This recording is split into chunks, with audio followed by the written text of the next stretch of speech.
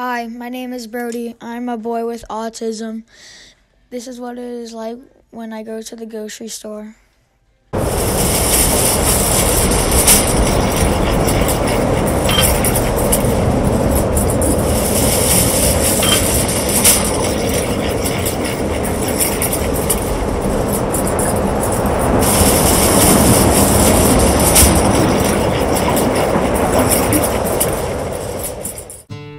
This is what the grocery store looks and sounds like for a child with autism who experiences hypersensitivity. The lights are brighter, the sounds are more intense, and it becomes too much for a person with autism. Hypersensitivity is defined as having an extreme reaction to sensory stimuli, such as light, sound, smell, touch, texture, and taste. Children with autism who experience hypersensitivity have difficulty with minor stimuli that typically developing children would not react to. Children who experience hypersensitivity exhibit a variety of restrictive and repetitive behaviors, such as covering their ears, crying, covering their eyes, curling up into a ball, hitting oneself, and many other behaviors. The child shown is experiencing a hypersensitive outburst because of the overload of stimuli present in the room. Here are some multidisciplinary professionals' viewpoints on hypersensitivity in children with autism. Hey, I'm Christy Zarang. I'm a speech-language pathologist at the Emerge Center. If they've responded to too much noise, we can try to turn out the light so that you're decreasing one sense of input and allowing the child to process less. I would say transitions, anything new, change, anything too loud, or just too much sensory input can often be an antecedent. Typically, what we use a lot of times for calming and kind of redirecting the child are things that they can hold. So we call those fidgets. So whether the child would hold maybe like a squeeze ball, and that would help for calming because squeezing is often calming, or whether it be a preferred item.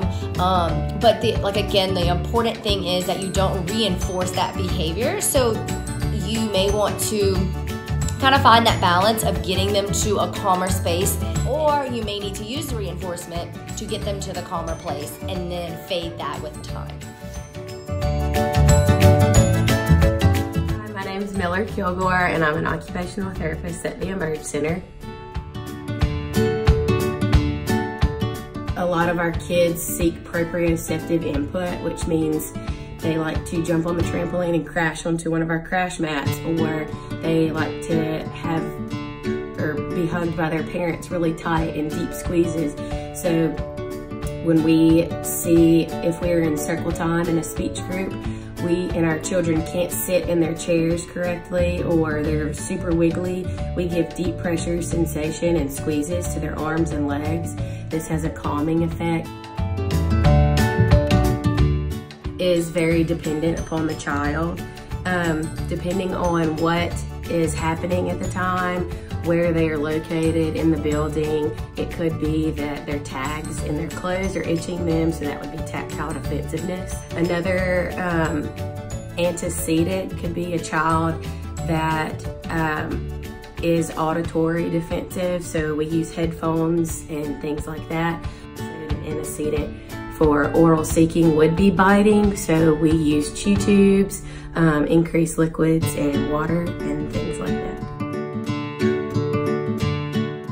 We work to have internal motivators for our children, which is also it can be very confusing because the child doesn't necessarily understand that. And sometimes we have very compliant kids that don't need motivators, but motivators, we try to pick very individualized things. So one motivator that works with a child isn't necessarily going to work with another one. Here are some additional resources for learning more about hypersensitivity and autism. Thank you for watching.